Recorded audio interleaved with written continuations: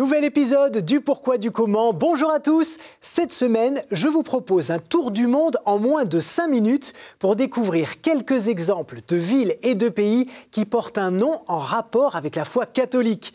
Cette foi qui est née sur les rives du Jourdain, qui s'est diffusée le long de la Méditerranée jusqu'à Rome, puis dans toute l'Europe et plus tard dans des contrées lointaines et exotiques. Alors, on va faire quelques escales comme ça au gré du vent et on commence par un premier arrêt à mi-chemin entre l'Asie et l'Europe en Géorgie. Figurez-vous que le nom de ce pays fait référence à une grande figure de l'Église, un certain Saint Georges. C'est un martyr qui subit les persécutions de l'empereur romain Dioclétien au tout début du IVe siècle. Son charisme est si prégnant que son culte se répand dans tout le bassin méditerranéen et il devient même le saint protecteur de nombreux pays, dont l'Ibérie, l'ancien nom de la Géorgie. Cette terre chrétienne, depuis l'an 337, est régulièrement envahie par les Byzantins, les Perses et les Arabes. C'est du coup pour invoquer la protection de Saint Georges et affirmer leur foi chrétienne qu'elle devient la Géorgie. On continue notre voyage et on atterrit du côté de la principauté de Saint-Marin, en Italie. Eh bien, son nom vient de Marinus, un tailleur de pierre très pieux qui vivait à Rimini au tout début du IVe siècle. Face aux violentes répressions menées par Dioclétien, toujours lui, il décide de fuir vers le mont Titano, tout proche, et il fonde une communauté avec d'autres chrétiens persécutés. En l'an 313, quand la liberté de culte est proclamée dans tout l'Empire romain, il devient diacre et c'est en mémoire de son histoire que la principauté a pris son nom.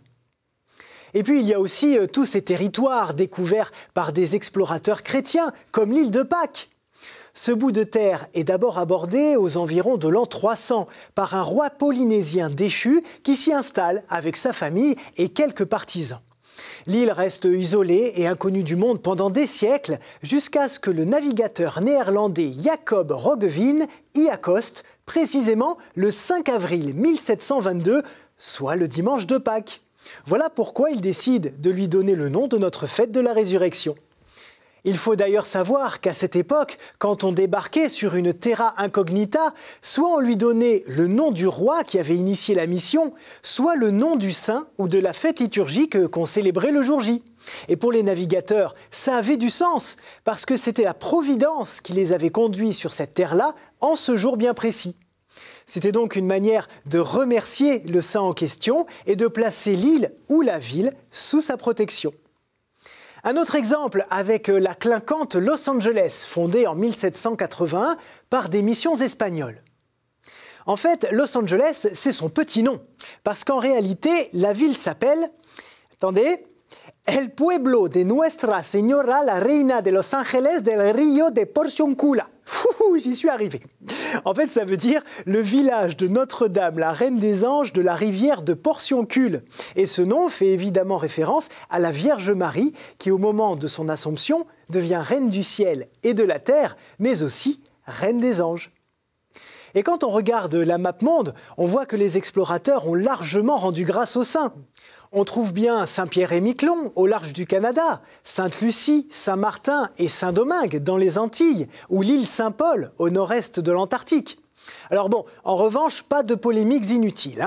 Je ne fais pas du tout l'apologie de la colonisation. Il est vrai que l'Europe a parfois maladroitement et violemment planté son drapeau un peu partout dans le monde. Mais il y avait aussi un vrai désir de partager le trésor de la foi. Et c'est ce que ces noms de villes, d'îles ou de pays nous rappellent.